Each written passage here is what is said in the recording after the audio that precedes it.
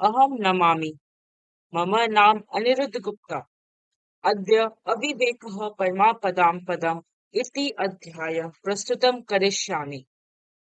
अविवेकः परमापदां पदम्। अस्ति उज्जयिन्या माधवः नाम विप्रः। उज्जैन में माधव नाम का एक ब्राह्मण रहता था।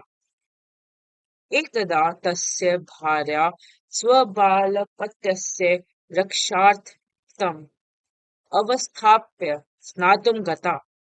एक दिन उसकी पत्नी अपने छोटे बेटे की रक्षा के लिए उसे नीचे लिटाकर नहाने चली गई। अथ ब्राह्मणः राज्ञा श्राद्धार्थं निमंत्रितः। तब राजा ने ब्राह्मण को श्राद्ध कर्म करने के लिए आमंत्रित किया।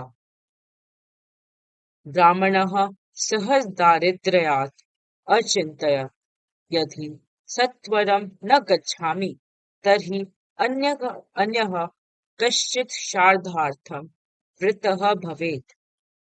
ब्राह्मण ने सहज दरिद्रता के कारण सोचा, यदि मैं शीघ्र नहीं जाऊंगा तो श्राद्ध के लिए किसी और को चुन लिया जाएगा।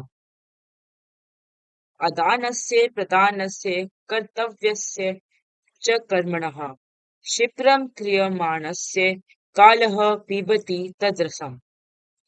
आदान प्रदान देने और प्राप्त करने की क्रिया समय उस काम का रस पी जाता है जो जल्दी से क्रिया करी नहीं जाती। किंतु बालस्य अत्र रक्षकः नास्ति। तत् किं करोमि?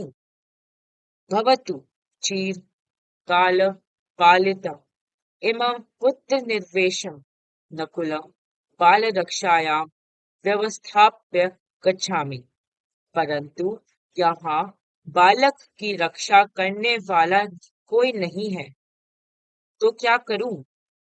अच्छा, बहुत समय से पुत्र के समान पाले हुए इस नेवले को बालक की रक्षा के लिए नियुक्त करके जाता हूँ।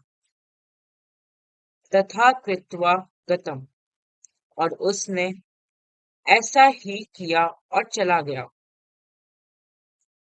ततस्तेन नकुलेन बालसमीपम उपसर्पण कृष्ण सर्पः दृष्टः। तभी नकुल ने एक काले सर्प को बालक की ओर आते देखा। स तम व्यापाद्य खंडशः कृतवान, उसने उसे पकड़ लिया और टुकड़े टुकड़े कर दिए।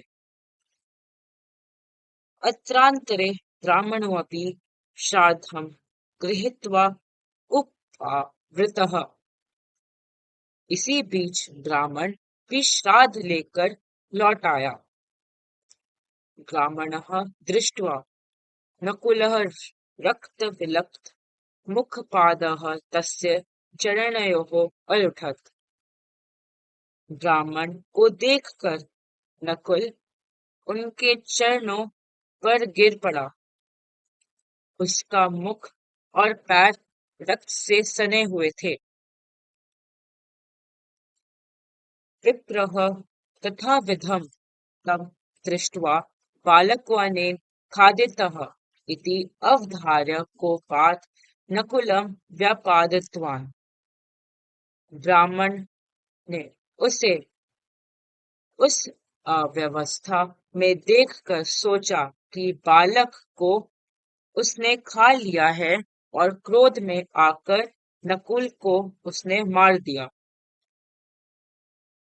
ततः उपकारकं नकुलं मृतं निरीक्ष्य आत्मनं मुषितं मन्यमानः ब्राह्मणः परम विषादम अगच्छत्।